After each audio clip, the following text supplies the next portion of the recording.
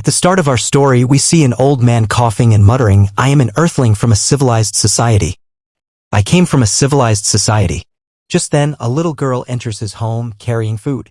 Seeing him in such a condition, she says, "Mr. Seo, are you okay? My mother sent this for you." We learn the old man's name is Seo. He thanks the girl. As she places the food on the ground, she replies, "It's not a problem. Please get well soon and make more soap." With that, she leaves, walking back toward her home through the snowstorm. This old man, Seo, once a CEO, is indeed an earthling and inhabitant of a highly civilized world. It has been 50 years since he fell into this cursed realm. He and several company employees, including Director Kim, were on their way to a workshop when a sudden landslide swept them away. When they awoke, they found themselves in a bizarre world, one filled with towering, three-tailed foxes, massive two-headed snakes, and sword-wielding warriors who soared through the sky. It was like one of the martial arts novels Seo occasionally read. Most of his colleagues adapted surprisingly well to this new world, except him. Among the 7 who fell into the martial world that day, their destinies unfolded rapidly. Within just 3 days, ethereal, sage-like beings descended from the skies and were astonished by his colleagues' mythical talents. Each of them was taken away except for Seo and Director Kim. They had hoped that they too would be chosen or discover some hidden ability. But neither had any unique talent. With no knowledge of this world, they could do little else but manual labor. For 6 months, they worked menial jobs in a bustling marketplace just to eat. Then one day, Director Kim had enough. He spent all his savings on a third-rate martial arts manual sold on the street. Everyone mocked him, but within 3 months, he had mastered it and became a full-fledged martial artist. He told Seo that he couldn't keep living like this and spent all his money on a third-rate martial arts book being sold on the streets. Everyone laughed at him. But within 3 months, he mastered it and became a full-fledged martial artist. He served the nation and continued learning increasingly advanced martial arts. After becoming a powerful warrior, Director Kim departed for the Jianghu, leaving Seo behind. Seo simply wished that something special might happen to him too. But in the end, nothing ever did. After 50 years, he is now merely an old man dying from a simple cold. He coughs up blood, repeating that he is from Earth. He did his best to survive. He learned the language, learned to read and write, worked as a laborer to earn a living, bought a small piece of land, and built his own house.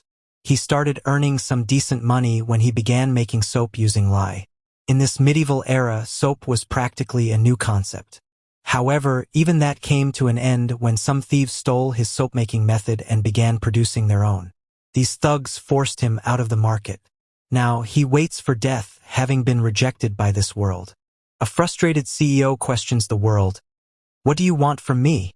Even though I gave it my all, what more must I do?" He begins to cry, wondering why he couldn't have been chosen, even if he wasn't special, and why he keeps losing everything. Now, Seo no longer has the strength to keep his eyes open. As they begin to close, he wishes that if he just had a little more power, maybe, just maybe, he could have had more chances. Lying in bed, sick with a cold, his life comes to an end. That was how he died, and how, bathed in a bright light, he opened his eyes once more. He slowly looked down at his body. It wasn't a hand covered in wrinkles and lines. It was a young hand, full of vitality and life. He was dressed in something clearly unlike the clothes of this world, the blue shirt and sweatpants he had worn back on Earth. He looked around, trying to make sense of the situation. Then he spotted Director Kim, Chief O, Section Chief John, Deputy Manager Kong, Deputy Manager O, and Manager Kim. Seo was stunned to see them. At that moment, he finally understood. He hadn't arrived in this world powerless. He had gained the power of regression. This was Seo's first regression. Director Kim, with half his hair shaved off, glanced around and asked, "What's going on?" "We were just heading to a workshop." He wasn't sure where they were, but Seo knew. This was the very first day. They had just arrived in this strange world. Seo recalled how they got here. They were in an SUV heading to the workshop when a landslide struck, and then something flashed. It was a memory from 50 years ago, so it was a little hazy, and even he couldn't remember it clearly. While he was thinking this, someone suddenly called out from behind, "Hey, Deputy Manager." But he was still lost in thought, wondering, "Now that I've regressed, how should I live?" In regression novels, people usually thrive using their future knowledge, but all I know is how to make soap. Suddenly, the man behind grabbed Seo's shoulder and shouted, "Manager Seo Yoon-hyun." Seo snapped out of his daydream at the shout. He turned around and saw it was Section Chief John. Seo said, trying to explain that he was slightly startled. But suddenly, with a swish, Section Chief John slapped Seo across the face. Everyone present was stunned to witness it. Section Chief John shouted, "Deputy Manager Seo, you bastard! You fell asleep while driving on the mountainside. You nearly got us all killed." Seo stood there, dazed by the slap. He had forgotten about this deputy manager title. It was a title he hadn't heard in so long that he didn't realize Section Chief Jien was talking to him. Section Chief Jien glared at Seo and asked, "Manager Seo, do you want to lose your job the moment we return?" Hearing that, Seo recalled the face he hadn't seen in ages, Section Chief Jien Myong-hun. He was the nephew of John Myong-kail, the executive director of the company Seo worked for. At just 32, he had already secured the section chief position through nepotism. When John Myong-hun was about to lunge at Seo in anger, Chief O stood up and held him back. He told Jan that was enough, since the landslide wasn't something Deputy Manager Seo could have done anything about. But Jan shouted again, asking, "Aren't you upset, Chief O? This crazy jerk was dozing off. That's why we're in this mess." Hearing that, Seo remembered that he really had dozed off while driving. But the reason he was so tired was because John had dumped all his work on Seo the day before the workshop, the tasks John had been avoiding, forcing Seo to stay up all night. Thinking back again, Seo also recalled that originally the person assigned to drive was John. He was the one who was supposed to drive. Pointing at Seo, John shouted, "The stupid bastard. We're stranded because of him." But Seo was gradually beginning to remember his memories from 50 years ago. Back then, Seo was so stunned he couldn't grasp what was going on. So, without thinking, he apologized to John. He even believed it was his own mistake. Then he spent the next 50 years just like that, constantly apologizing to people. Even when a group of bandits stomped over him and stole his belongings, when a damned martial artist insulted him, or when a regional official seized everything he had in the name of taxes, he kept apologizing. But there was one thing Seo came to realize after years of bottling it up. Sure, he had to control his temper in front of those he couldn't face, but not in front of everyone. Seo got up and, with a calm expression, said, "Section Chief John, I know you're upset, but this isn't the time to be blaming others." Hearing that, John became furious and charged at him. He punched Seo again, yelling, "Are you picking a fight?" That punch made Seo realize he didn't have to kneel before someone he could deal with. He turned back and punched John in the face, sending him flying. Watching that, everyone there was completely shocked. They couldn't believe their eyes. Seo kept punching John. In his previous life, Seo had been beaten by martial artists countless times. He was attacked by bandits while collecting herbs in the mountains, by more bandits during years of poor harvest, and even by officials because he couldn't pay his taxes. Now, Seo pinned John down, not giving him a single chance to fight back. Seeing this, everyone stood frozen in place, unsure of what to do. In that violent world, Seo managed to gain something the others didn't. He gained violence. When you strike someone in the eyes, their fear multiplies. And after a beating like that, only two words naturally come out of an opponent's mouth: "I'm sorry." Those were the exact words John spoke when Seo struck him in the eyes. Though Seo may not have the mythical talents mentioned by those transcendent individuals or the amazing martial arts that would make him famous in the martial arts world, he now did have the ability to change fate. Director Kim, Chief O, Assistant Manager Kong, Assistant Manager O, and Manager Kim were all staring at Seo with anxious eyes. Among them, Director Kim finally spoke with a shaking voice. "Deputy Manager Seo, no matter what, how could you go that far and assault a fellow colleague?" Seo didn't defend himself and calmly accepted it, saying, "Yes, you're right, Director Kim. I just lost my temper in that moment. I'm sorry for frightening everyone, though I won't be seeing any of you again anyway." He gave a polite bow to Director Kim and the other employees, apologizing for not doing more at the time, since he was the one driving.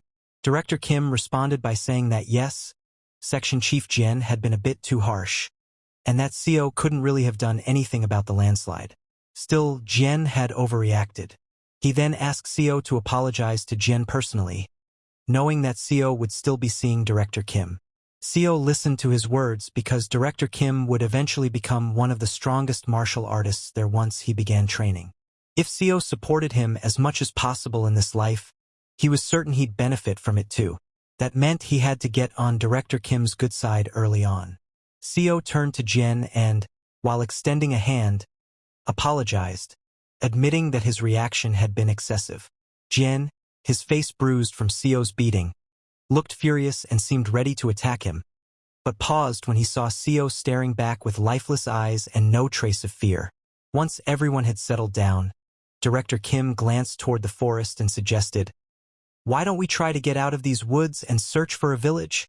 Seo agreed as it was the logical step, but he knew this place was different. Immortals roamed freely in pursuit of eternal life, and the only law that ruled here was, the strong devour the weak. The people of this land, the Murim, fought with blades for wealth and honor. The name of this forest was Ascension Path. There were no villages, cities, or nations anywhere nearby. Seo turned to Director Kim and suggested, "Since the sun is about to set, why don't we set up a shelter in a safe spot?" Director Kim agreed that Seo's suggestion made sense but asked, "What about the car? We packed quite a lot of stuff in it for the workshop." There were many things in that car they could use, but only Seo knew they wouldn't be able to locate the car. He also knew they wouldn't trust him, so he decided to just let them search for the car instead of wasting his energy trying to persuade them. He suggested that they should split up. One team could search for shelter, and the other could try to find the car. They would meet back here before it got completely dark. After a few hours, they lit a fire in a cave close to the spot where they had first arrived. While eating, a black-haired girl said she didn't understand. "We were caught in a landslide while inside a car. So how did we end up here when the car is missing?"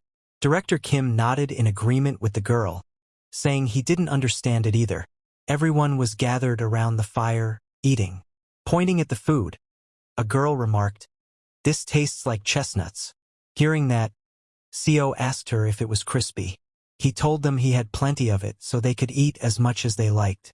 Hearing that, Director Kim chuckled and said, "It's quite a serious situation, but thanks to Manager Seo, we're actually enjoying ourselves." He complimented Seo, saying, "I knew you were this reliable even back at the company." While everyone was eating, Seo noticed John sleeping in a corner, refusing to eat anything. Director Kim raised his voice slightly so John could hear, "Manager Seo, if I remember right, you were exhausted while driving because you had to work late last night." The others agreed with Director Kim. A brown-haired girl told him their manager is truly hardworking. A red-haired girl also complimented Seo, saying, "It feels like we are on a camping trip thanks to this cave Manager Seo discovered." Seo knew they were right, since in his previous life they had only discovered this place after wandering in the woods for hours. But he remained humble and told them he had just been lucky. Hearing that, everyone laughed and told Seo he should just accept the compliment. Seo also felt that he should enjoy this moment, as tonight would be the last time they could laugh like this. The next morning, shaking with fear, Seo offered his greetings to the Lord of the Forest. The Lord of the Forest Seo was greeting was a massive seven-tailed fox with glowing red eyes. The fox gazed at Seo and, smiling, said, "You carry quite a distinct scent for a human. Even after living for thousands of years, I've never encountered humans like you." Hearing the noise outside, the black-haired girl woke up. She stepped out and asked Seo what was going on. But the moment she saw the enormous fox, fear took over and she screamed. Hearing her scream, the others also woke up and rushed out of the cave. When they saw the giant fox, they too were terrified and screamed. Hearing them, Seo turned around and shouted, telling everyone to show respect to the Lord of the Forest and kneel down. Upon hearing Seo, the seven-tailed fox said, "Every time I encounter you humans, I'm reminded of how foolish and disrespectful you all are." It told them that normally it would tear off all their limbs, but since one among them seemed to understand how to show proper respect, it would let them go this time. With that said, the fox declared they must pay a price for trespassing in his territory. If one of them offered an arm, he would allow them to remain here. Hearing the fox speak, everyone was already deeply frightened, and after hearing its demand, their fear only grew worse. Seo was also terrified because in his previous life, everyone who saw this creature had screamed in panic and they were all killed after enraging the fox. But this time, Seo felt slightly relieved seeing that the fox acknowledged his respectful behavior and wasn't tearing off all their limbs like before. Then, licking its lips, the seven-tailed fox asked who would offer their arm. Seo reasoned that it was just one person's arm that was all they needed to sacrifice. Besides, a lost arm could be healed by the cultivators who would arrive 2 days later. On top of that, Seo had already prepared an herb that would help reduce the pain. Thinking all that, Seo rolled up his sleeves and reached out his hand toward the seven-tailed fox. While trembling, he told it that he would offer his arm. Everyone was stunned that Seo was willing to sacrifice his hand for them. The seven-tailed fox opened its mouth and swiftly lunged at Seo, saying, "You know your manners, so in return I'll try to make it as painless as possible." Then, in the very next second, with a loud cry of agony, Seo lost one arm. The seven-tailed fox had completely bitten off his hand and devoured it. Everyone turned their eyes away. They couldn't bear to witness the horrifying scene unfold before them. Seo was overwhelmed by the pain. Tears rolled down his cheeks as he reached out with his remaining arm to grab the herb. The pain was so unbearable that he couldn't focus on anything else in that moment. He quickly consumed the herb he had prepared to relieve the pain.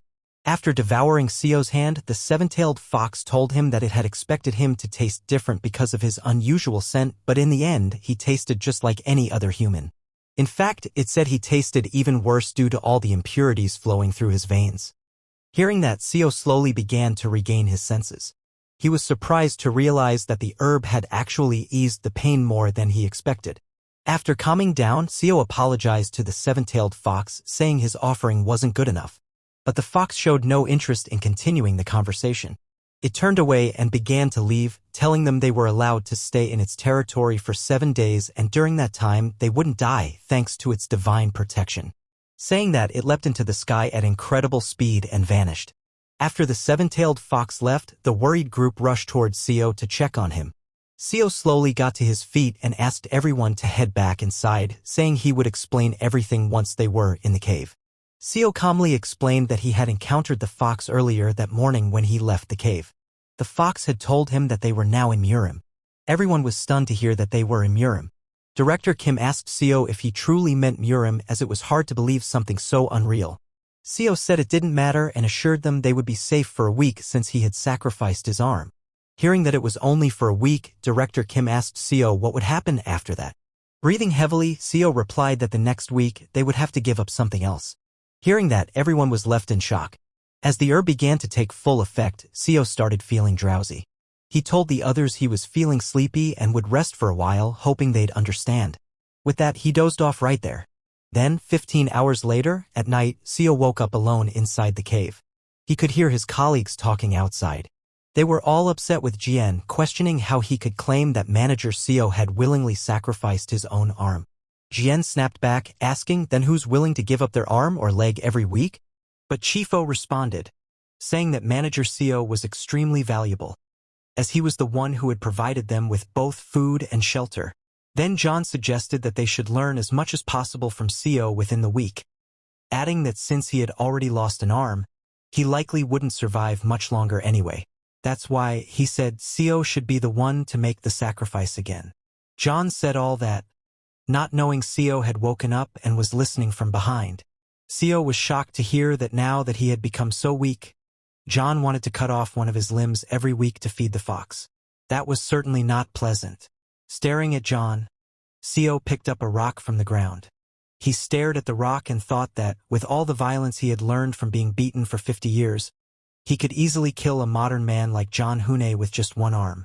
He glanced at John again, who was still trying to persuade the others to make Seo surrender his other arm too.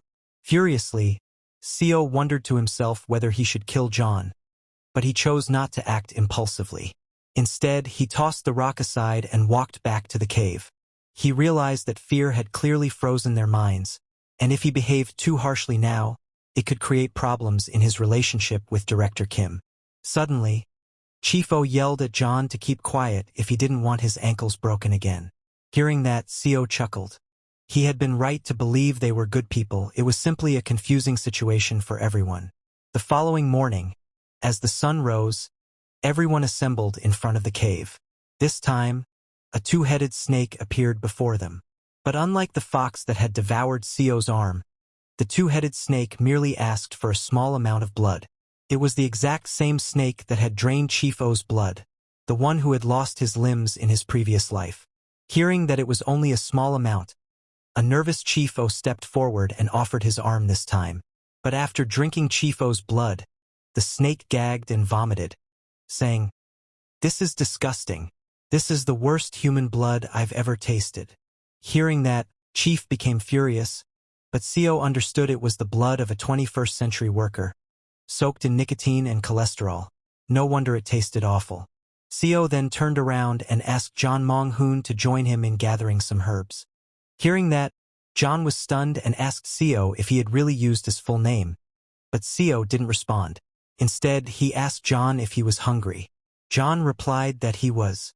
Seo walked up to John and said, "I'll teach you about the fruits and edible herbs, so come with me." Seo leaned in and whispered to John that he intended to offer his arm to the fox again next week. And if he didn't survive, someone had to know how to live in this forest. Hearing that, John became extremely frightened, realizing that Seo had overheard everything the previous night. He had no option but to thank Seo and agreed to go along with him. Hearing his gratitude, Seo quietly laughed to himself because only he knew the fox wasn't returning, and Jian would never get the chance to use this knowledge. As the two of them reached a place filled with fruit trees, Seo shouted, "Jong Hun, how many times do I have to tell you that's the wrong fruit concentrate?" Seo apologized while picking a red fruit. Watching this, Seo warned him that eating that fruit could get him killed. This went on for hours as Seo kept giving instructions to John, and Jian had no choice but to follow them. Eventually, Jian began to feel drained and asked Seo to wait a moment, saying he needed a break. He had been digging endlessly to collect these herbs. Seeing his condition, Seo quietly laughed to himself because this was exactly how Jian had punished him when he first joined the company. Seo told Jian they had to finish before nightfall, so they needed to move quickly. Time passed gradually, and both kept working on their tasks. Then suddenly, John unearthed a huge ginseng. John was stunned to see it. Holding it in his hand, he said, "This thing is massive." He asked Seo if it was real ginseng. Seo replied that it was something like that. Seo knew that while it looked like ginseng, to be accurate, it was actually a yellow bamboo root. It could be due to the ascension path being so filled with energy, but here, yellow bamboo roots, usually no bigger than a pinky finger, had grown to this enormous size. Seo knew it wouldn't be very useful for cultivators, but it was an incredibly valuable medicine for martial artists known to boost ki, and it would likely benefit Director Kim. While they were talking, they discovered two more right nearby. Amazed, John asked Seo if it was alright to dig up so much wild ginseng. Seo naturally said yes and told him to take off his shirt and use it to carry them. Seo then glanced at the setting sun and noticed a crack in space. Seeing it, he realized that the cultivators would be arriving soon. He said to John, "Let's head back." As they made their way to the cave, the crack Seo had noticed earlier suddenly erupted with a massive blast, releasing an enormous surge of spiritual energy into the sky. At the moment of the explosion, Jian collapsed to the ground, screaming and holding his head. He wasn't the only one. Chief O was in the same state, along with Manager Kong. All three clutched their heads, crying out in agony.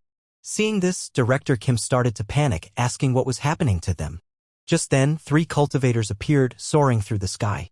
Looking at John, Chief O, and Manager Kong, a cultivator named Buko, dressed in golden robes, said, "What a surprise! Who would have thought we'd find such raw talent here?"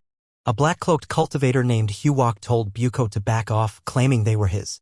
Hearing this, the third cultivator, dressed in blue, called Huwok shameless. Watching these cultivators, Director Kim became frightened and asked who they were. The cultivators noticed there were 7 individuals, but only 3 of them had spiritual roots. The others were simply ordinary mortals. Then Buko lifted his hand and formed a ball of lightning. He hurled it at John, who screamed in agony as thousands of lightning bolts surged through his body. When Buko finally stopped, he was astonished by how remarkable John's body was. It was the body of heavenly golden thunder. Then Huwok stepped forward, telling Buko to step aside as it was his turn. He was holding a musical instrument, and as he began to play, Manager Kong, who had her ears covered, suddenly started screaming in pain. But it wasn't an ordinary scream.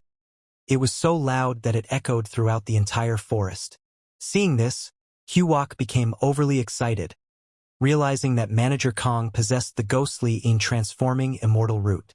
He had never imagined that something like this truly existed. Then it became the third cultivator's turn. He landed on the ground and, placing a hand on Chief's shoulder, infused him with spiritual energy. He examined Chief's body and discovered that it was a unique holy body. Chief was completely stunned and asked the cultivator what was happening. The cultivator smiled and announced that he would take all three of them as disciples of the Azure Heaven Creation sect, since each of them had the potential to change the entire world. In a deep voice, he asked Chief, "How does that sound?" Chief O was terrified in the cultivator's presence. He could barely breathe. He was overwhelmed, wondering what this power was, and felt like refusing might cost him his life. Suddenly, Huok descended and urged Chief O to join the Black Ghost Valley instead, saying they possessed every cultivation method: immortality, the power to defy the heavens, fame, and fortune. He vowed that they would receive all of it within 100 years. Moments later, Buko also came down and questioned Huok, asking what he was talking about, claiming that the Golden Divine Heavenly Thunder sect was the one most suited for them. While they were arguing, Director Kim stepped in and asked the cultivators if they could help them escape the forest, as at this rate they would all end up dying there. But the cultivators paid him no attention. Buko pulled out a bottle, opened its cap and said, "Mortals worry too much. How did you make it to the ascension path with such a useless body?" Saying this, he aimed the mouth of the bottle at John, and it instantly pulled John inside. John could do nothing but scream for help. Then the blue-robed cultivator took Chief O and glanced at Seo. He smiled and said, "Looks like one of them lost an arm to that fox." Noticing the wound, he decided to help personally. He channeled his spiritual power to heal Seo's hand, telling him that although he was just a mortal, he had courage. Seo's entire hand regenerated, and he expressed his thanks to the cultivator. He also took Manager Kong along with him. Then all three cultivators soared back into the sky, and before leaving, they told Seo that they had captured all the beasts and monsters along the ascension path on their way here, so the area would remain safe for the next 10 years.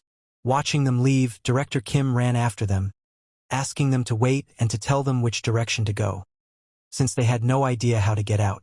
He shouted for Section Chief John, Chief O, and Deputy Manager Kong, but it was pointless. The cultivators ascended into the sky and vanished. Watching them disappear, Seo felt deeply disappointed, but it was pointless. The same thing had happened 50 years ago. No matter how loudly they shouted, those cultivators treated them like insects and simply moved on. Still, Seo felt a small sense of relief, knowing they had at least healed his arm. While running after them, Director Kim became out of breath and collapsed to the ground, asking, "What do you expect us to do in a forest like this?" But just before he completely gave up hope, Director Kim suddenly noticed several beams of light soaring in the same direction the cultivators had gone. Seeing that, he grew confused and asked, "What are all those lights in the sky? Is something over in that direction?"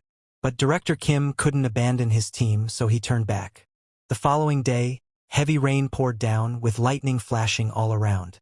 All four, Deputy Manager O, Manager Kim, Manager CIO, and Director Kim, were taking shelter in the same cave. But Deputy Manager O's condition was worsening. She lay on the ground, coughing up blood. Manager Kim asked CIO if there was any kind of herb they could use, as Deputy Manager O's condition was critical. She was panicking, unsure of what to do. Aware of what the future held, CIO told Manager Kim, "Let's wait a bit longer. Someone might show up and heal her." Hearing that, Manager Kim looked confused. Suddenly, they heard the sound of footsteps. Someone stepped into the cave and said, "Mortals on the ascension path are like ants, struggling in the battles between dragons." Seeing the man, Director Kim quickly stepped forward and asked, "Who are you?" The man smiled and replied, "I am the Sea Dragon King." The Sea Dragon King Sio informed them that Deputy Manager O was manipulating the storm outside. Upon hearing that, everyone stood in shock. The Sea Dragon King clarified that the storm had abruptly appeared from nowhere, so he arrived to investigate its origin. Pointing toward Deputy Manager O, he said that the woman lying there must have performed the sorcery behind the storm. The Sea Dragon King was astonished because she seemed like an ordinary woman, lacking even a hint of cultivation. So how could she possess such immense power? Moreover, she wasn't even doing it intentionally, which made it even stranger. Hearing that, Seo explained to the Sea Dragon King that in truth, they were the ones confused.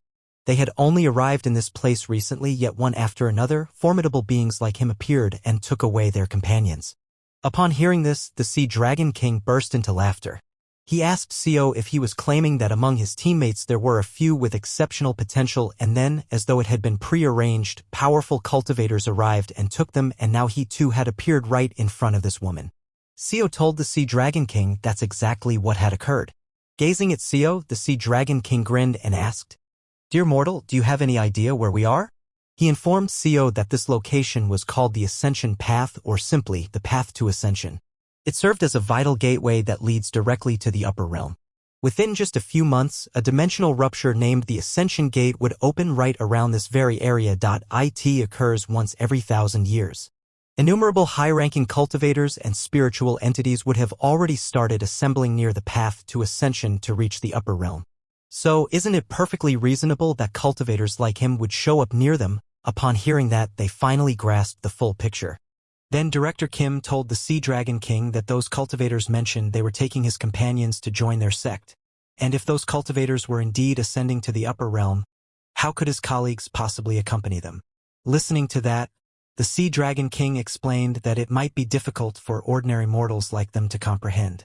He pulled out a bottle similar to the ones the cultivators carried and explained that there was a technique among cultivators used to compress large objects and store them inside enchanted tools like this.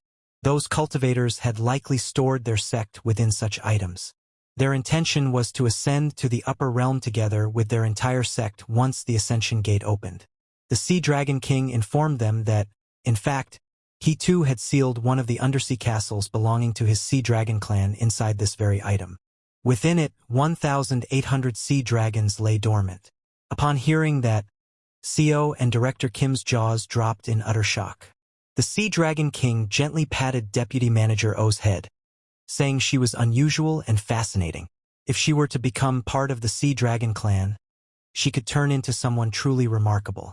Watching him pat the unconscious Deputy Manager O's head, Director Kim lunged forward to stop the Sea Dragon King.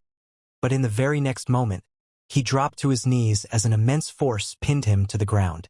Whenever Director Kim attempted to resist that force, it only intensified, applying even more crushing pressure on him. The one exerting that pressure was the Sea Dragon King. He raised Deputy Manager O in his hand and told Director Kim that he would offer her his blood and acknowledge her as his kin, and that would be best for everyone. That he then offered one more piece of advice. Looking at Director Kim with his glowing green eyes, he warned him never to casually question high-level cultivators. Right after he said that, the pressure on both Director Kim and Seo intensified and both of their eyeballs popped out.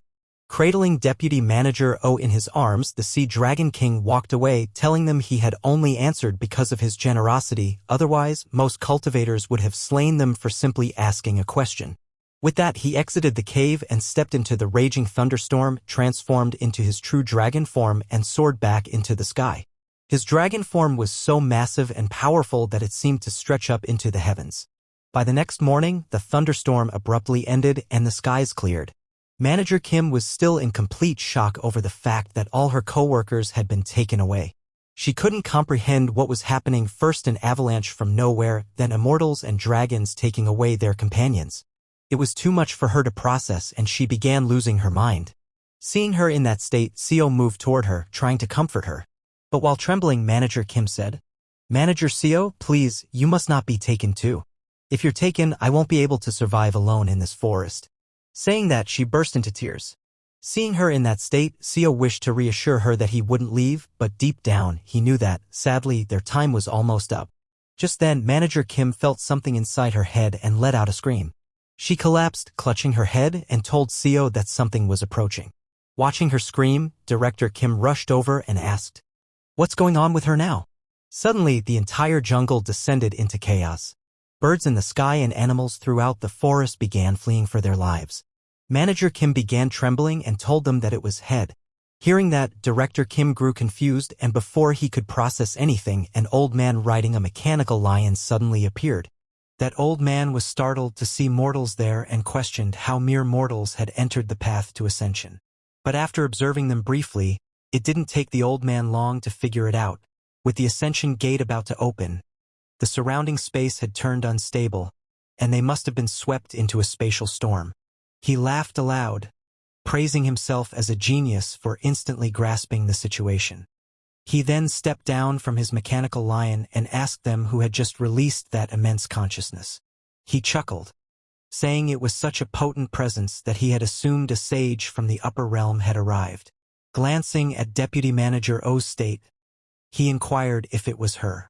Director Kim stepped forward and blocked the old man, saying, "Manager Kim is our companion." But with a mere flick of his finger, the old man hurled Director Kim to the side. Witnessing that, CO instantly leapt forward to catch Director Kim in an attempt to shield him. He managed to catch him, but was also thrown back, crashing hard onto the ground. Director Kim remained unhurt and expressed his gratitude to Deputy Manager CO, but CO didn't respond. Seeing that, Director Kim grew alarmed and helped CO to his feet. To their surprise, CO's entire back was exposed and injured from the impact with the ground. Director Kim was stunned to see that and asked CO if he was all right. CO, in a slow and weak voice, told Director Kim that he was fine. Meanwhile, the old man approached Deputy Manager O and gently held her by the chin, asking, "Let me take you in. You don't possess any spiritual root, but I can awaken it within you using my power." The old man pondered what might occur if such a peculiar consciousness developed into a cultivator's divine consciousness. Hearing that, Deputy Manager O began crying and looked towards CO and Director Kim for help. When he saw her turning to them, the old man looked at CO and Director Kim and questioned whether she was still clinging to her worldly attachments even after his offer to take her in. This enraged the old man. Channeling his power, he seized both CO and Director Kim by the neck and lifted them into the air. Both of them began gasping for breath. The old man told Deputy Manager O that he would personally sever all her worldly bonds. Watching them struggle like that, Deputy Manager O became terrified. She started weeping, pleading with the old man to stop. She told him she would do whatever he wanted if only he would spare them. Hearing her, the old man told Deputy Manager O that she must let go of all her worldly attachments. While sobbing, Deputy Manager O told him that she understood. After hearing that, the old man decided to spare CO and Director Kim, and both of them collapsed to the ground. However, the old man realized that if he let them remain there, she would stay emotionally bound to them. So he resolved to send them to a nearby mortal nation. As he said this, he activated his spiritual powers and opened a portal. The old man informed Deputy Manager O that both of her colleagues would be scattered randomly through a dimensional rift, and even he couldn't predict where they would land. No sooner had he said that than a large portal opened and began pulling CO and Director Kim inside. Director Kim was sucked into the portal almost instantly without even grasping what was happening. CO, before being pulled in, used all his remaining strength to grab the herbs he had gathered the day before. Then both of them vanished into the portal. At the portal's edge, Deputy Manager O stood crying for them. As the portal closed, everything turned pitch black. Suddenly, the noise of a bustling crowd filled their ears. A street vendor's voice rang out saying, "We have the finest silks in Yango. Fresh scriptures from Shanji have just arrived." Both CO and Director Kim lay unconscious on the ground. CO was the first one to regain consciousness. As he rose to his feet, he looked ahead and noticed that he was in an alleyway with many people walking along the street nearby. CO didn't recognize the place and began wondering where he had ended up. The reason it felt unfamiliar was that, in his previous life, he had never landed in a place like this. He got up slowly, realizing that the Immortal had spoken the truth. The location where they fell was completely random. As CO exited the alleyway, he felt that the path ahead looked oddly familiar. Looking around carefully, he finally understood this was the place where he had once spent 50 years of his life. Right in front of him stood a massive 10-story building. Upon seeing that structure, he finally realized that he was in the capital of Yango, Seeing City. After witnessing the scene outside, CO went back to Director Kim and woke him up. Director Kim was extremely exhausted and told Manager CO that he couldn't keep up with everything going on anymore. Sitting beside CO, he told Director Kim he felt the same way. It would be nice if this were all simply a dream. Director Kim couldn't believe that it was just the two of them remaining, but he thought he should feel relieved that they hadn't been taken by those monsters. CO simply looked at the confused Director Kim and didn't say a thing, because even he wasn't sure about this. He may have regressed, but in his former life, he had been nothing more than a powerless herb gatherer. Seo then told Director Kim that they couldn't remain in this alleyway forever. So why didn't they head out from here? Director Kim said, "All right," and both of them walked out of the alleyway. But as they stepped out, all the people of that place began staring at them while speaking in some unfamiliar language. Hearing those voices, Director Kim became very confused. He asked Seo, "What are they saying? Sounds like Chinese. Why is everyone whispering while looking at us?" Seo told Director Kim that some of the people were saying the clothes they were both wearing seemed funny. Hearing that, Director Kim was stunned. Seo smiled and assured him not to worry because he understood a bit of Chinese. Director Kim wanted to ask something, but noticing Seo's wounded back, he stayed quiet and said, "That's great." Seo said that, but in truth he had lied to Director Kim. The language those people were using was not Chinese. Other than the fact that they shared the same characters, it sounded completely unfamiliar. In his previous life, Seo had endured the mockery of beggars for 2 months just to grasp the basics of the language. But now there was no reason for that. Seo pulled out the herbs he had gathered earlier and asked Director Kim if they should get some fresh clothes. Hearing that, Director Kim was puzzled and asked how, since he felt the people in this place wouldn't accept their currency. Seo didn't explain anything to Director Kim and simply led him to the city's medicine hall. The medicine hall's owner was astonished to see the ginseng and asked Seo if he was truly letting them purchase such valuable herbs. Seo acted confident and told the owner that those yellow bamboo roots were at least 800 years old. The owner said, "Of course," and added that the roots should be valued at around 15 silver ingots. Hearing 15 silver ingots, even Seo became uneasy, as he had never possessed that much money in his past life.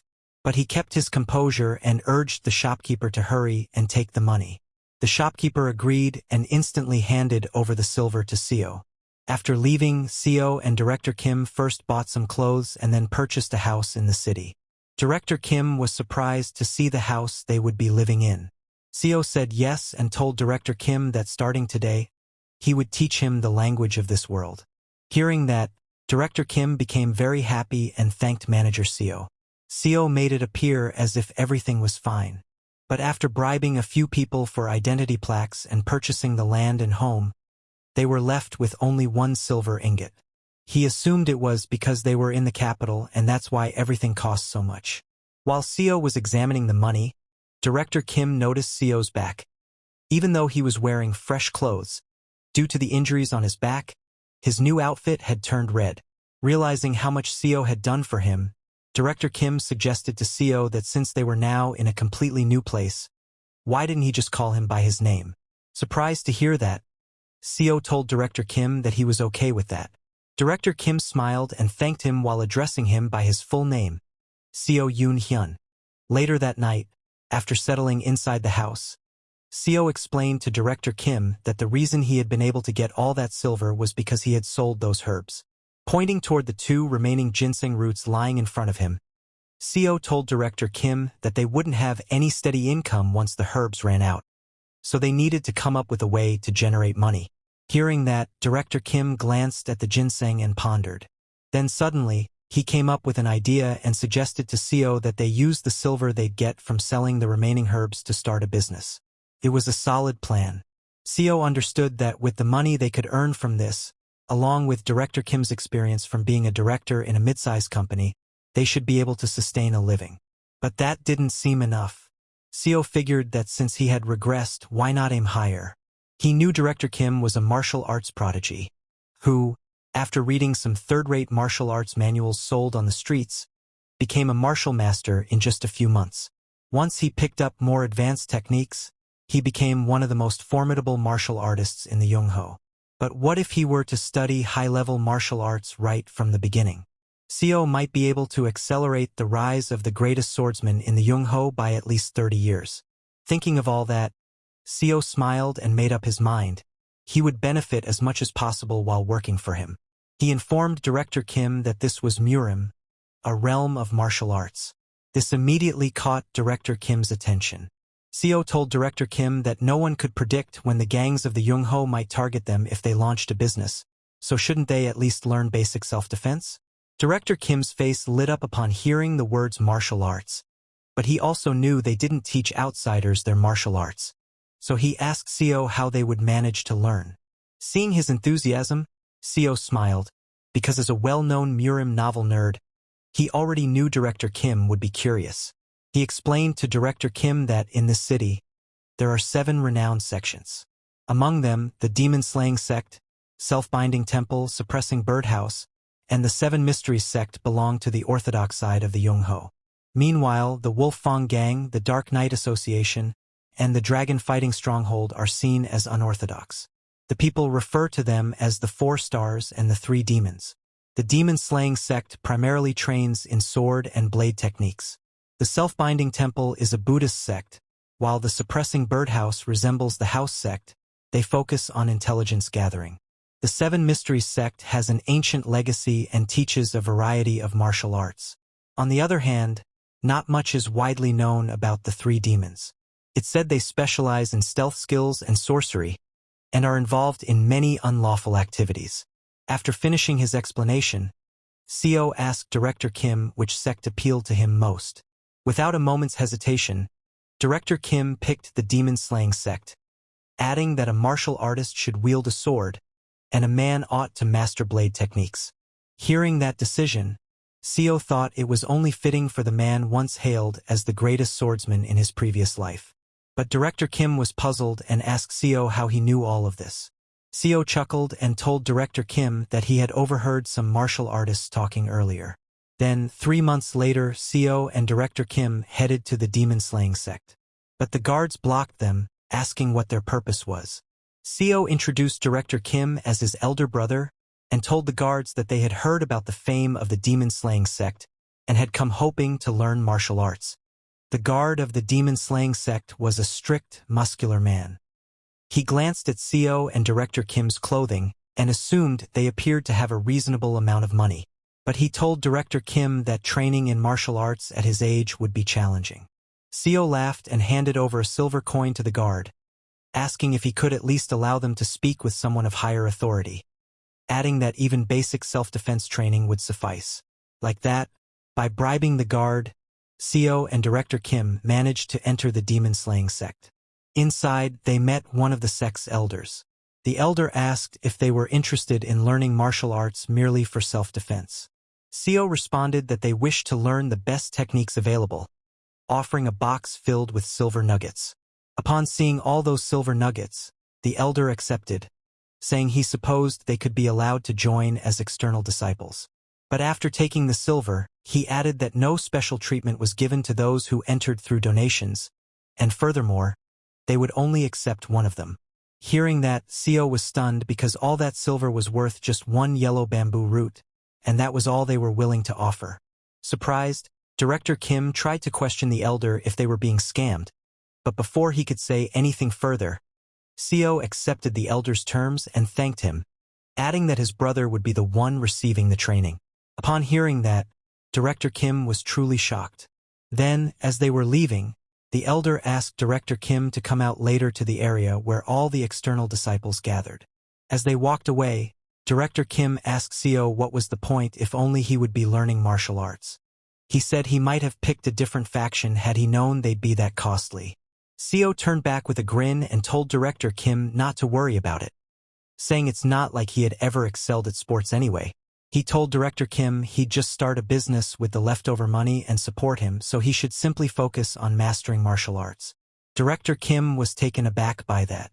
He couldn't believe how much Seo was giving up for his sake. He told Seo that he would do his best, but Director Kim still had doubts because of his age and wasn't sure if he could truly accomplish much. Seo encouraged him to believe in himself that he was capable. Director Kim thanked Seo and went to train with the outer disciples. Then, 7 months later, during a competition held inside the sect, all the elders of the demon-slaying sect were both shocked and furious at the sight before them. In just 7 months, Director Kim had defeated every one of their disciples. The elders were enraged, demanding to know how some outsider from nowhere had managed to overcome all their prized disciples in such a short time. The demon-slaying sect was thrown into chaos. To master a martial art means to grasp the true essence that the martial art carries and to physically align oneself with it. A third-rate fighter who understands the essence of a martial art can rise to second-rate if they absorb it into their personal comprehension. To move beyond that, one requires more than double the depth of understanding as before, alongside equal time and effort. Yet sometimes, individuals blessed with talent seem to mock normal levels of understanding and leap through multiple stages at once. The demon-slaying sect is filled with such gifted warriors, the renowned sect of Seo-kyong City. But an outsider has arrived to challenge the prime disciples of that noble sect. In just 7 months, Director Kim became a top-tier warrior who had fully mastered the absolute dragon saber technique of the demon-slaying sect. The Grand Elder was enraged upon witnessing Director Kim, for he knew it was unthinkable to reach first-rate with just 6 months of training. First-rate level is a rank achievable only through the combined dedication of many elite martial artists. Furthermore, Director Kim was an outsider learning within their sect. To many, it felt like their traditions had bowed to a single man. The Grand Elder instantly commanded the sect guards to seize Director Kim. And so, he was captured and confined in a house watched by hundreds of guards. But now, even Seo was taken. He understood that since an outsider had acquired skills worthy of a sect elder within 7 months, the entire sect was thrown into chaos. In such an absurd scenario, Director Kim was locked in his quarters, suspected of being a spy from a rival sect. Still, Seo couldn't grasp why he too was seen as suspicious, especially when he didn't even practice martial arts. Seo questioned Director Kim, who was refining his sword moves, if he felt concerned. Director Kim chuckled and asked Seo what exactly he should be afraid of. Seo brought up the fact that they were labeling him as a spy. In martial arts stories, they often destroy a person's core or even sever their internal flow. Director Kim agreed that it was true, but added that somehow, he felt like he was nearing another wall, and if he overcame it, he was confident he'd rise to the next level. Seo was stunned upon hearing this and asked what kind of monster Director Kim truly was. It hadn't even been long since he had reached the first-rate level, and now he was already close to advancing again. Seo understood that the martial peak came after reaching first-rate. It was the stage where most great sect leaders or high elders resided. In Yenghua, they were referred to as absolute masters, and only about 1,000 of them existed across the entire nation. The martial world never speaks of any level beyond that. So, martial peak is regarded as the ultimate realm achievable through martial arts alone. Seo realized his assumptions were off. At this speed, the world's strongest swordsman would appear 40 years earlier, not just 30. 7 days passed, and Seo along with Director Kim were still being held captive. But even during that time, Director Kim wasn't idle. He kept training and meditating without rest. After 7 days, all the chi he accumulated transformed into 3 blooming energy lotus flowers. Director Kim inhaled their essence directly through his mouth. Seo was stunned to witness the lotuses, for he recognized them as chi flowers that manifested only to masters at the martial peak, and 3 of them had gathered at once. After fully drawing in that chi energy, Director Kim stood and told Seo that he had broken through the barrier, and he no longer feared the leader of the demon-slaying sect. Hearing those words, Seo let out a laugh and admitted that Director Kim's talent far surpassed anything he had imagined. Director Kim smiled and told Seo that even he was amazed by himself. He had never imagined he possessed such talent. He wondered if this was the reason he had always enjoyed martial arts stories as a kid. Just then, an elder from the demon-slaying sect entered with several guards and declared, "Here arrives Jim Yong-hun along with his ally." The elder unfolded a scroll and announced they had orders from the sect leader to destroy the chi core of the so-called spy who had stolen their sect's martial arts. Hearing this, Director Kim glared at the elder in fury, while Seo panicked and tried to speak up. "We're not spies. We were only..." But before Seo could finish, the elder struck him in the face and shouted at him to stay quiet, claiming they'd heard them speaking in a coded language. He commanded the guards to hold them down. But before they could move, Director Kim drew his sword and, in a flash, sliced off the elder's hand. The elder was stunned by the sudden move and lost grip of his own weapon.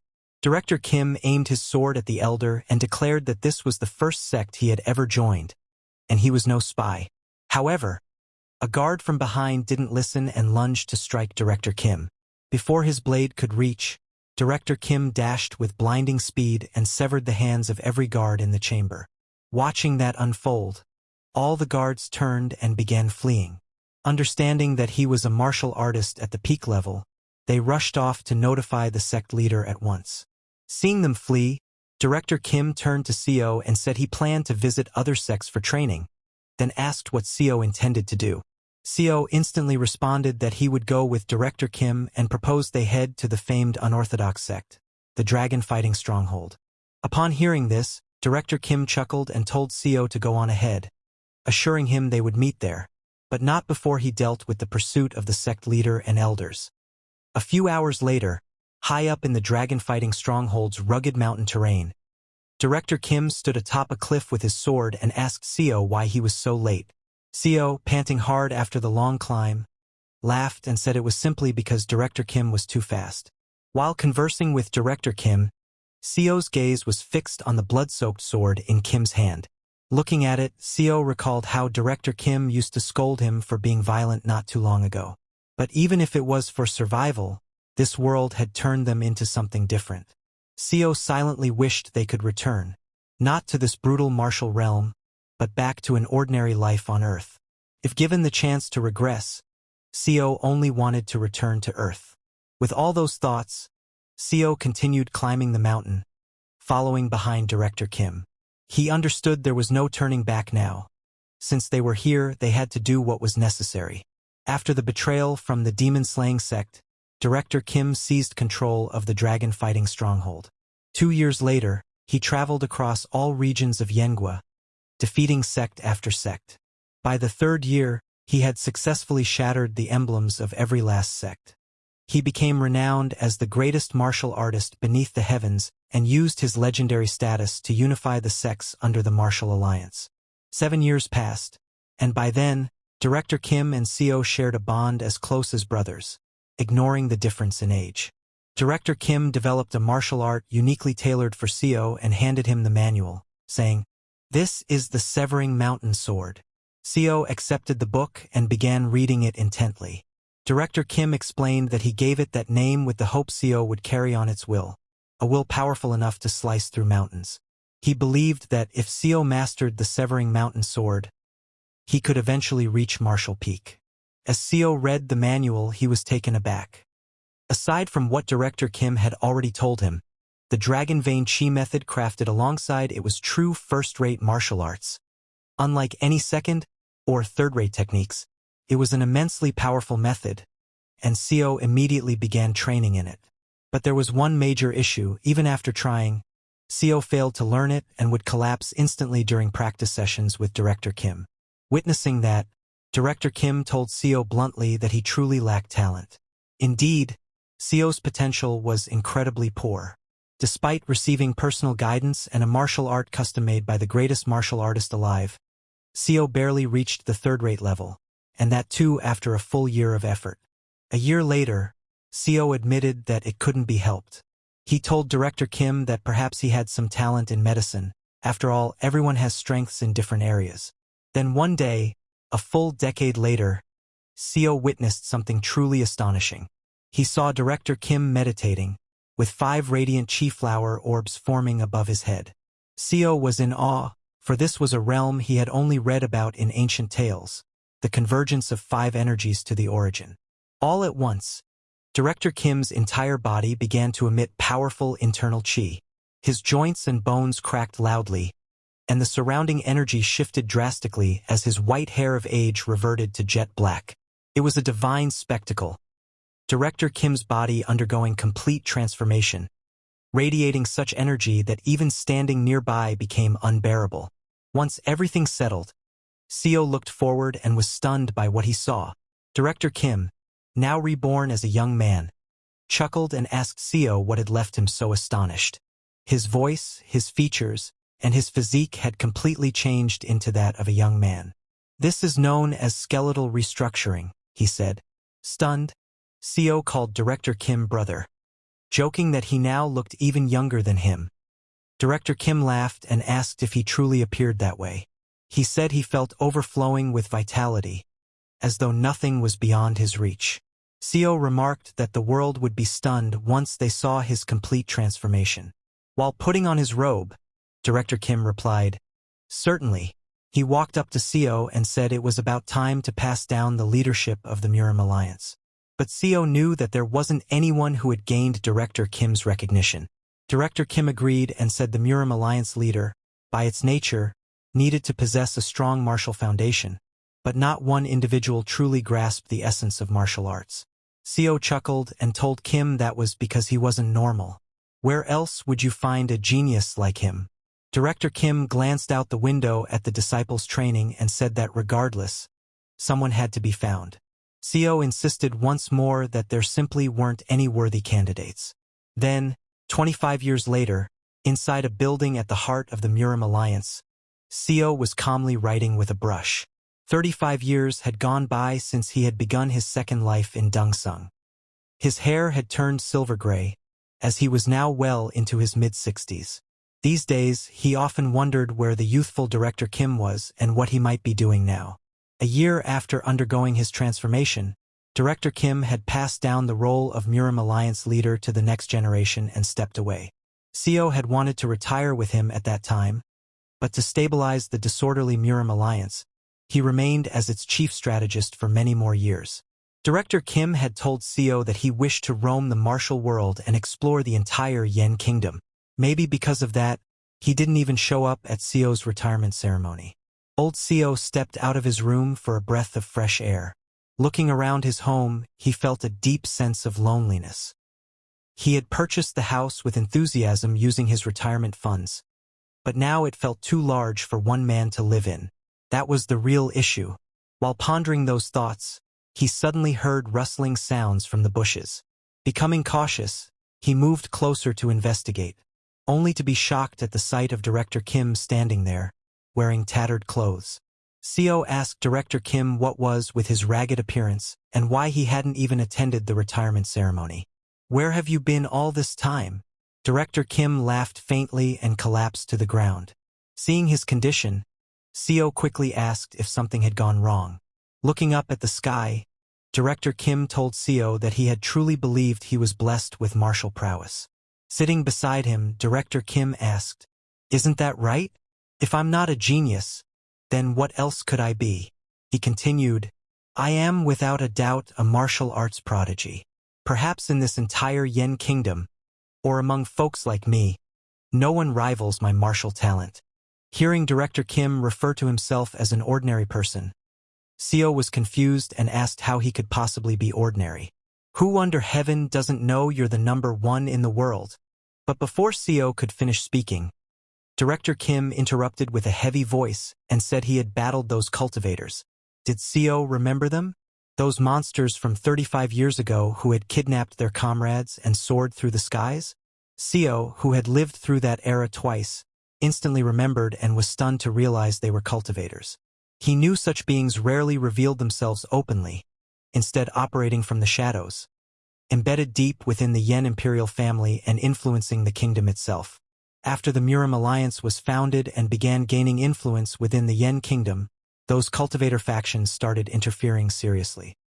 Director Kim was displeased by this, but to oppose them meant going against the kingdom itself. To shield the Murim Alliance, they had no option but to comply. For that reason, Director Kim relinquished his leadership role in the Murim Alliance. As a mere mortal, he traveled across the Yen kingdom, seeking them out alone to stand against them. Director Kim explained to Seo that finding cultivators was extremely difficult. Even when he did find one and tried to confront them, they dismissed him outright, saying he wasn't worth their time. Then they would vanish using illusion techniques or flying skills, leaving no chance to counter. But 5 years earlier, he finally managed to fight a cultivator. Upon hearing this, Seo's eyes lit up, and he eagerly asked if he had won the battle.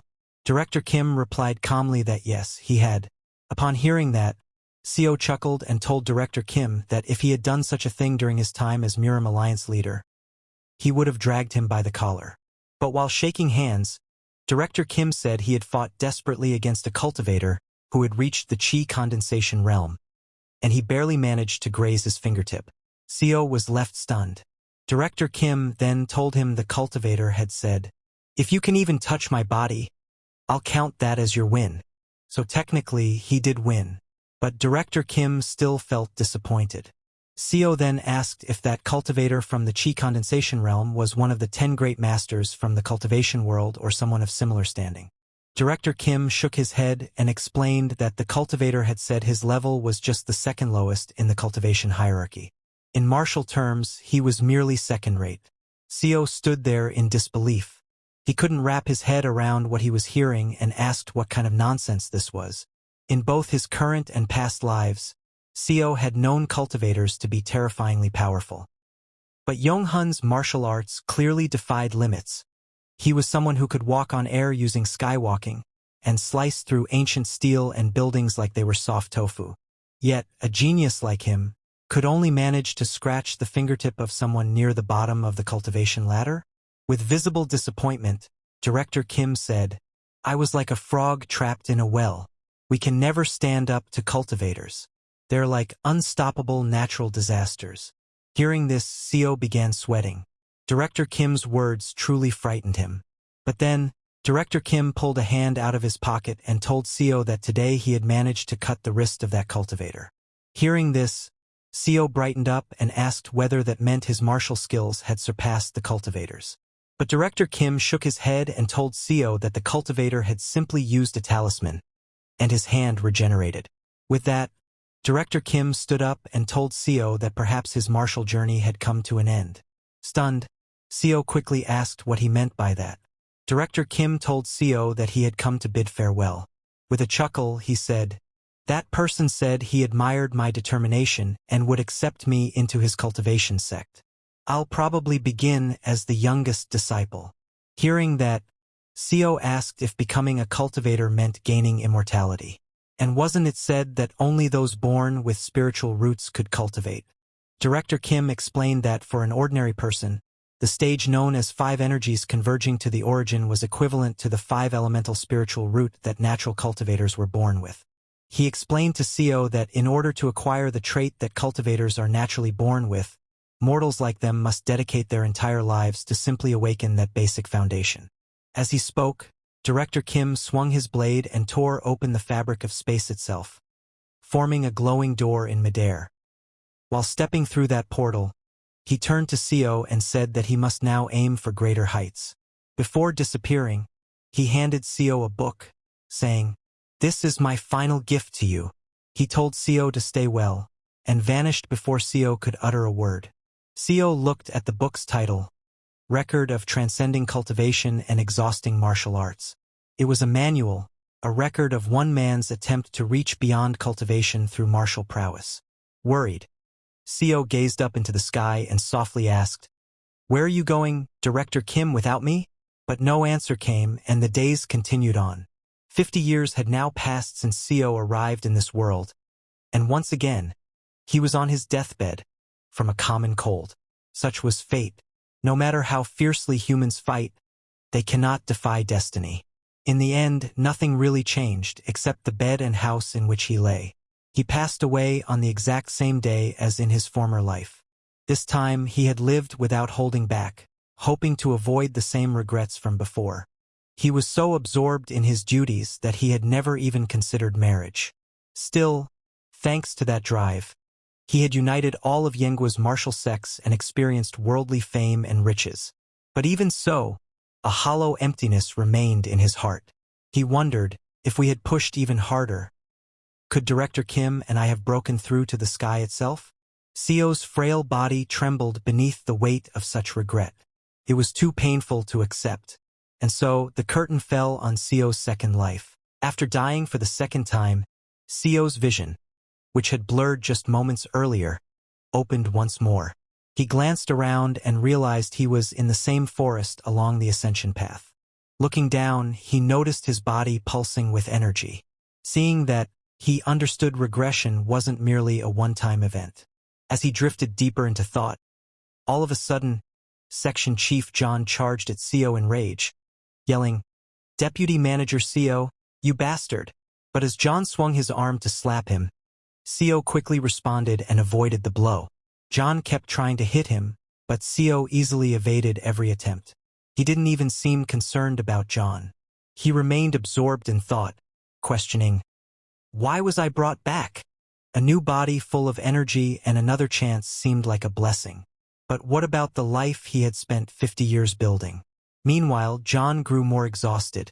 Still lashing out, he screamed that Co had nearly gotten them all killed, and now dared to dodge. Yet Co said nothing. He kept asking himself, is this truly a blessing? Deep down, he knew it wasn't. This was a curse, a cruel fate that robbed his life of purpose. A few regressions might feel like luck, but if this cycle were eternal, he'd be trapped in the wheel of fate, doomed to suffer endlessly. And he'd never reunite with those from his past life. The people here were merely copies of the ones he had cherished. Director Kim, who once felt like an older brother, was no longer part of this reality. Seeing John stumbling and utterly worn out, Director Kim finally stepped forward, saying to Section Chief John, that's enough. Co then asked John to calm down, saying, what good will anger do here? Hearing that, John grew even more furious, calling Co shameless. But before he could continue, Co interrupted again. To begin with, John, it was your turn to drive today. I warned you earlier, before you made me drive, that I hadn't slept last night due to the extra work you pushed onto me. Co turned to walk away and asked John, how could I have avoided an avalanche on such a narrow road? He told John to stop blaming others and instead focus on what should be done next. John was left speechless. He was used to Co always taking the blame and saying sorry. Co then faced Director Kim and accidentally called him by name, as he had in his former life, but quickly corrected himself. He told Director Kim he'd search for shelter before sunset and asked the rest to look for the car or any possible route out of the forest. When the sun sets, I'll light a fire, so come back to it. Co was no longer trying to impress anyone. He wasn't interested in forming bonds because deep down, he understood what's the use of connecting with people who would vanish again. In the end, he'd remain alone. As dusk fell, Co lit the fire. After the group searched for the car, they returned and spotted the fire. Co seated quietly beside it, others fast asleep. But Co stayed awake, his eyes filled with fear. He feared the endless cycle of regression, the infinite loop trapping him. He believed this ability needed to be erased and wondered if it would disappear if he ever reached Earth again. But since he always regressed to this very moment on the ascension path, he had no idea how to return. He recalled what the old cultivator had told him. When the ascension gate opens, nearby dimensions destabilize. Ordinary humans might get caught in those spatial storms. Understanding that the ascension gate truly existed, he felt it had to be tied to their fall into this world. And maybe, just maybe, it could be the key to returning home. He decided that first, he must grow stronger. As an ordinary mortal, he couldn't accomplish anything. He needed to become a cultivator like Director Kim and start cultivating. Once he gained a longer lifespan through cultivation, he would be able to research the ascension gate properly. Co came out of the cave at night, and while looking at the sky, he decided that he would become a cultivator and go to the ascension gate. The next day, as the sun rose, Co left the cave and ventured into the forest. He went to the same place where he had previously found those 1,000-year-old ginsengs. He dug out as many as he could and began eating them immediately without stopping. By eating them, Co could feel strong quakes within his core. In his previous life, he hadn't known any heart methods, so eating these yellow bamboo roots would have done nothing. But using the dragon vein chi method that Director Kim had made for him, he could break through the blocked chi passageways. Co's heart, which had been extremely polluted, slowly began to cleanse itself. It started beating like it had when he was born. Co began sweating heavily as he cultivated, but he understood. It wasn't easy to heal a body soaked in preservatives, fast food, and stress. He didn't give up and continued. After eating those ginsengs, he went to train his body. He took a tree branch and, using rocks, carefully carved it into the shape of a sword. Looking at the somewhat sword-like stick, Co thought that should do the work. He started swinging his sword. Remembering the training he had done in his previous life with Director Kim, he recalled his footwork and the way he used to swing his blade. In his past life, he had only been an average second-rate martial artist. And since he hadn't practiced near the end of his life, his skills had dulled. Of course, he wasn't completely helpless. He swung his wooden sword at a nearby tree using the Severing Mountain Sword first form. With just a wooden sword, Seo cut into the tree and created a deep mark. He could do this because the martial arts from his previous life were still all in his head. So improving his skills was just a matter of time.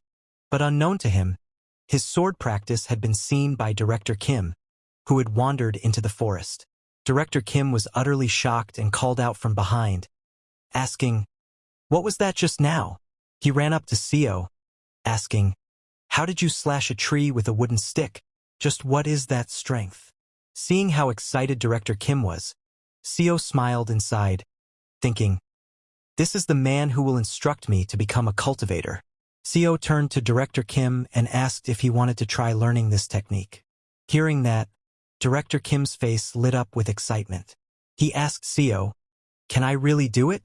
But before Seo could reply, something suddenly appeared and destroyed the tree where Seo had been practicing. It was none other than the nine-tailed fox. The nine-tailed fox glared at them angrily and shouted, "Filthy humans! How dare you play around in front of the master of this forest?" Seeing the nine-tailed fox, Director Kim was completely stunned. And not just him, even Seo grew very nervous. He had completely forgotten about the nine-tailed fox. In his second life, the nine-tailed fox had mercilessly bitten off Seo's arm. At that moment, he knew the only thing he could do now was endure.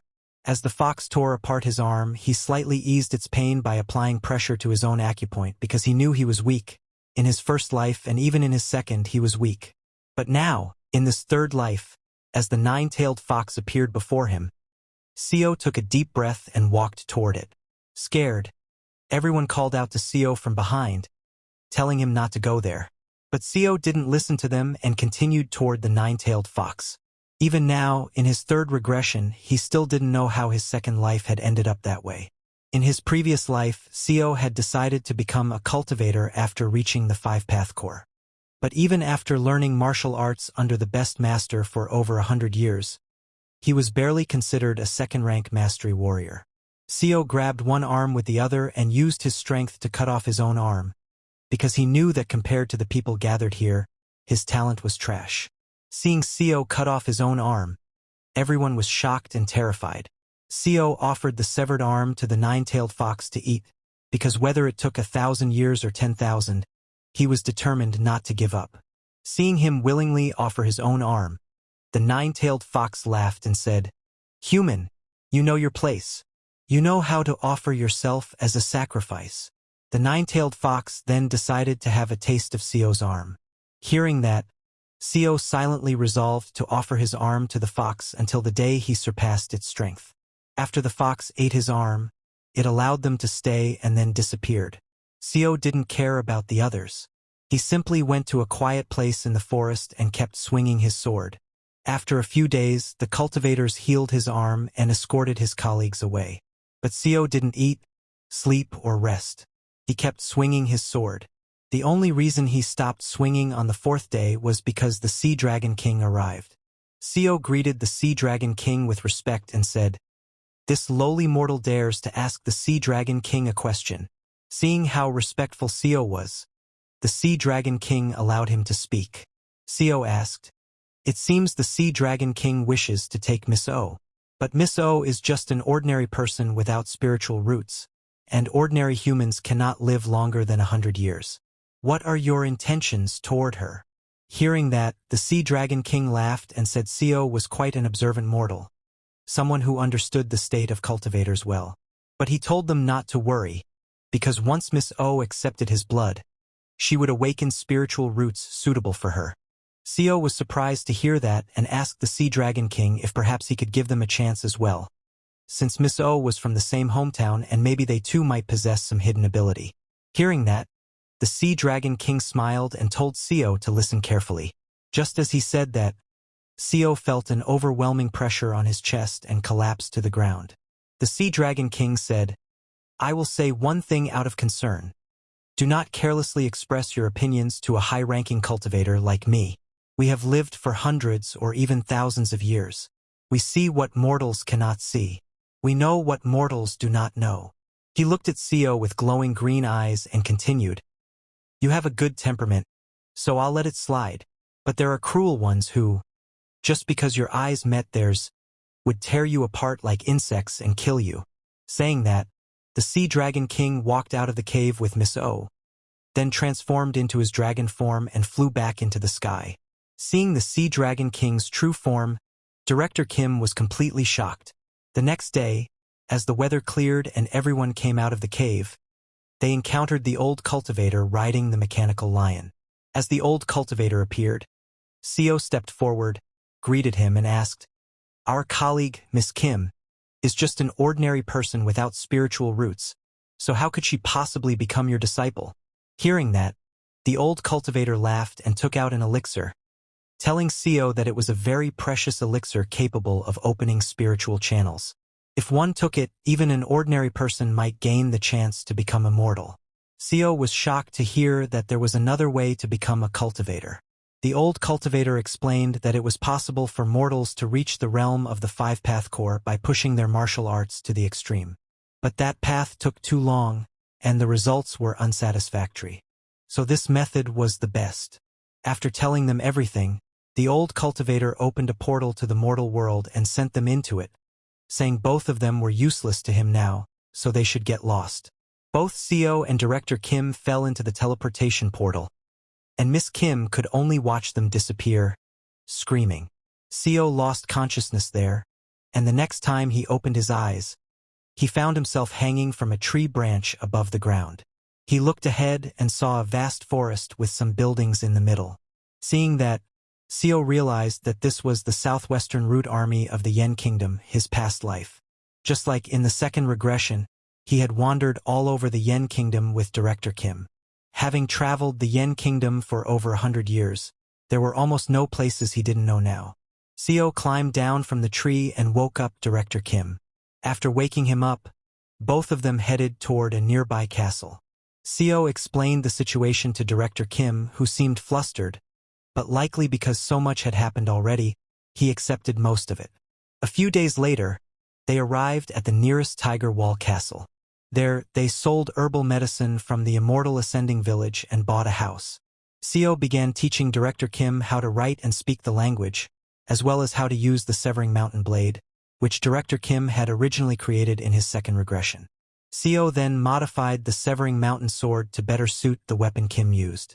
Seo felt a bit disappointed with himself as he watched Director Kim, because Director Kim had reached the Three Blossoms Crown Peak only 3 months after starting martial arts training, while someone like Seo had spent 2 entire lifetimes just training and had barely reached the first rate.